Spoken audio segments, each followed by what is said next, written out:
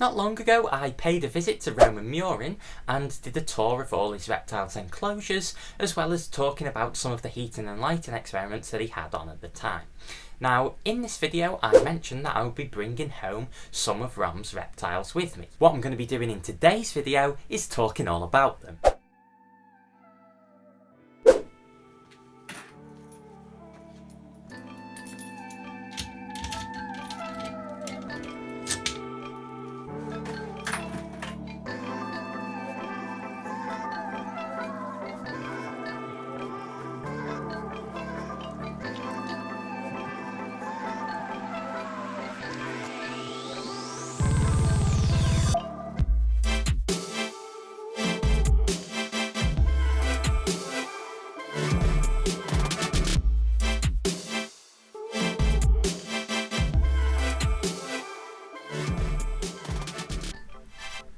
So, as you can probably gather from the montage, the reptiles that I brought home with me were Roman's collared lizard adults. For those unfamiliar with them, collared lizards are a species of diurnal lizard which hails from Southwest America, North America.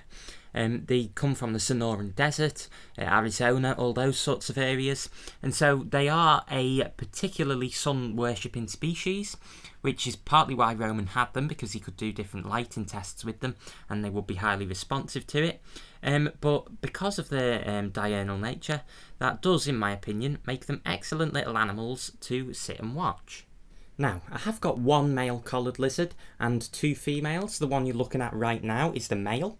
It's about 10:30 in the morning and he is always the first awake, or thus far that seems to have been the case. Now, the enclosure that they're in is 5 feet long, 2 feet front to back and 2 feet tall, which for a trio of these guys I would say is probably the bare minimum from how active they've been so far. There are definitely some changes I would like to make to it. For instance, over here there's a lot of bare wall space that they could be climbing on, up there as well as over here. I could add some more shelves in there for them, so when I get a chance to do that I probably will, and I'm sure they will appreciate the climbing space because I do see them up here running around, jumping about quite regularly. Me being me, you probably won't be surprised that I want to talk about the lighting rig in some detail. So what I've got for these fellas is I have 4 lamps. I've got here an LED spot, here a tungsten halogen lamp, or just a halogen if you want to call it that. This is a 50 watt par 20 bulb. Then I've got a 2 foot long 14% T5 UVB bulb, or fluorescent fixture, and then behind that I have a 3 foot jungle dawn LED bar. The role of the tungsten halogen lamp is to offer near infrared predominantly.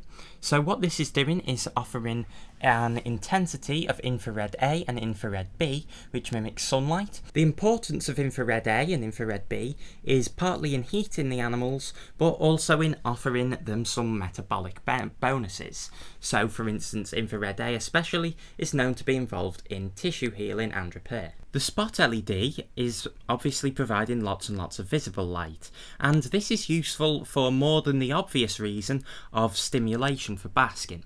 So visible light, just like infrared, is capable of warming things up. Very capable, in fact. Lots of the warming effect of sunlight is due to its visible light content.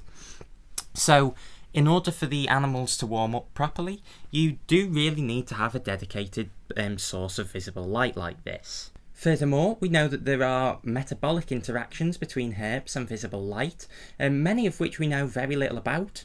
One of them, which I will talk in more detail about in the future, is that visible light potentially has some influence on repairing damage to reptiles caused by ultraviolet light, which is why it's one reason why you can't just replicate one part of sunlight.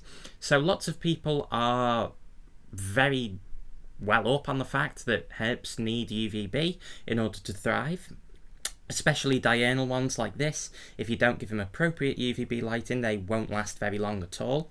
But people are also fixated on UVB, and that is not a good thing, because obviously if you are cutting out the visible light, then that UV repair mechanism assuming that it does occur in herps. Again, it's a complicated business I'll talk about in another video, but if you aren't providing that visible light, then that potentially is something you're missing out on.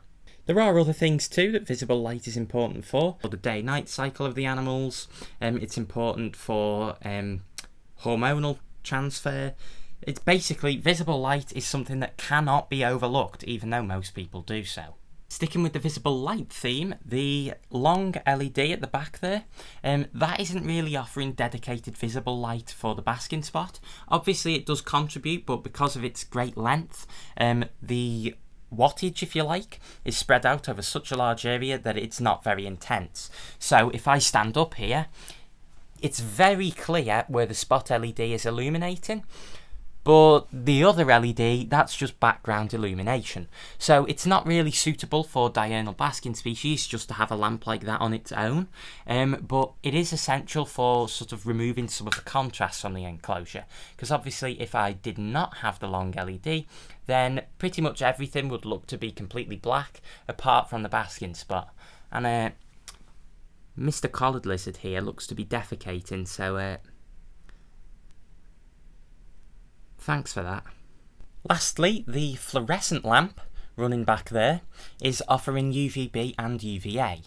Now, I'm not going to bother you with the importance of UVB, because if you don't know that by now, catch up, will you? UVA, though, that's important for reptile vision, but actually it's something that we pay not enough attention to. We don't really try measuring it. It's something that in future years I think we will have to think a lot more about. Now, the lighting in this enclosure, it's not just 12 hours on, 12 hours off, which is what most people do. It's timed in a stacked fashion. So the tungsten halogen lamp comes on first alongside the long LED. So basically what I'm getting is a minimum of visible light, just enough to sort of illuminate things, get things going, plus the infrared. Then after that, the spot LED comes on, and then finally the UV lamp comes on. Now the reason for this is it ensures that the longest wavelengths, being infrared, peak in intensity earliest, then visible light comes next, and finally the shortest wavelengths offered, being the ultraviolet, they come last, which is precisely what occurs out in nature. No doubt one of the questions you've got is, what temperatures am I offering to these lizards? And the answer to that, I don't really care what the temperature is at the basking site. So if I were to put a rock in this position and it were to get to, say, 45 degrees Celsius, you wouldn't really be surprised. Now, a lizard is pretty much like a rock. If you leave it out in the sun, it gets warm. It's not directly linked to what the air temperature is, and so the air temperature at the basking site is actually pretty irrelevant. The point being made here is that what matters the most for the herps warming up is not the temperature of anything at the basking site, but the quality of radiation being provided. I know that the quality of the radiation is pretty much sun-like, and so what the air temperature is here doesn't really matter, and neither does the surface temperature. The importance of the surface temperature lies in ensuring that it's comfortable for the herps, because obviously if this is scalding hot, then they aren't going to want to touch it, and equally if it feels really, really cold, they're not going to want to touch it either.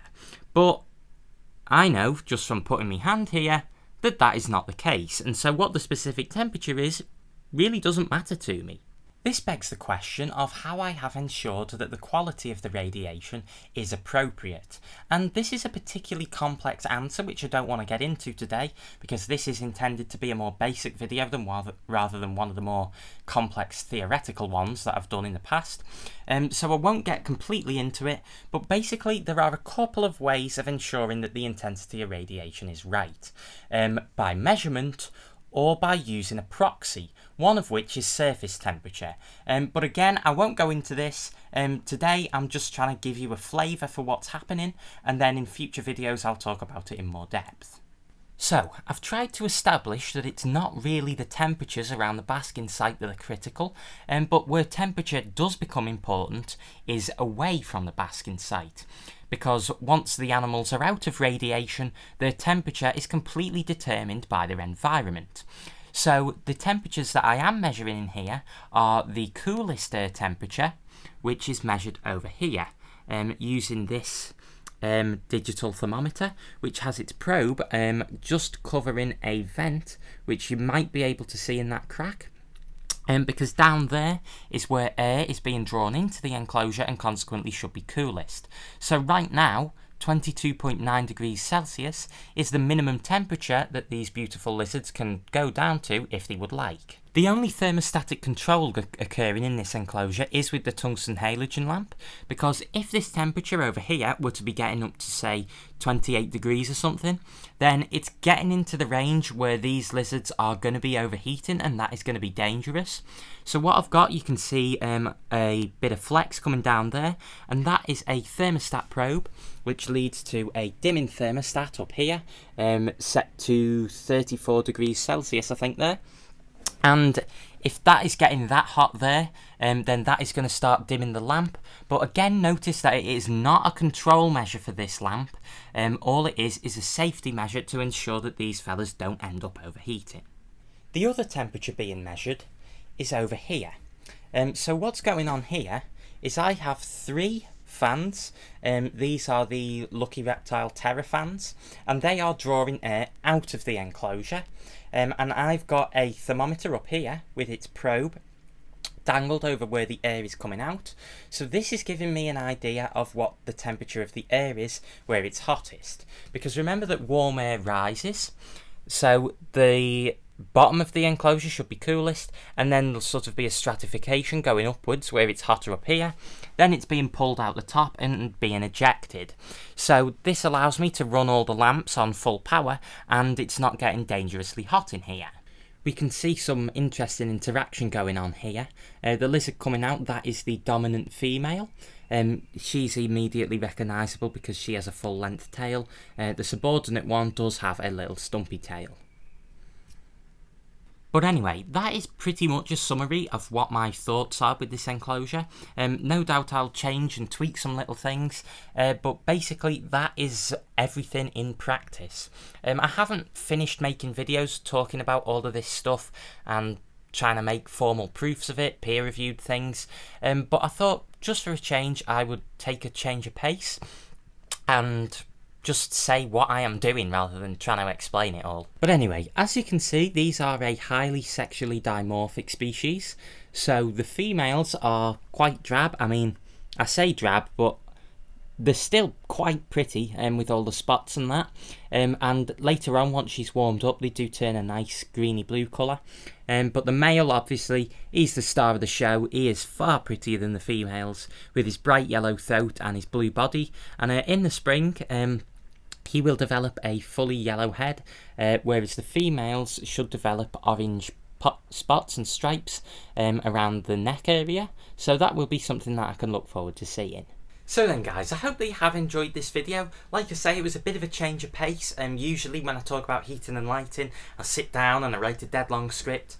But I thought I just wanted to show you what I am doing, just so that you get more of a flavour of what it is that I actually do myself, rather than trying to make things overcomplicated, if you like.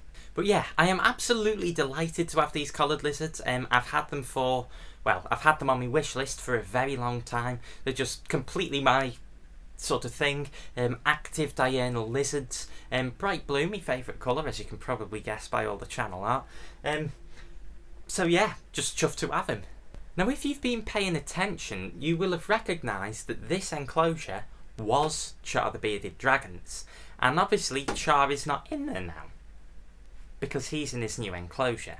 So either in the next video or a couple down the line, depending on what the future holds, you will be seeing Char the Bearded Dragon's new setup, and that should be quite exciting. But anyway, for today, I've been JTB Reptiles, teaching you how to follow nature's example, and I'll see all of you in the next video. Bye guys!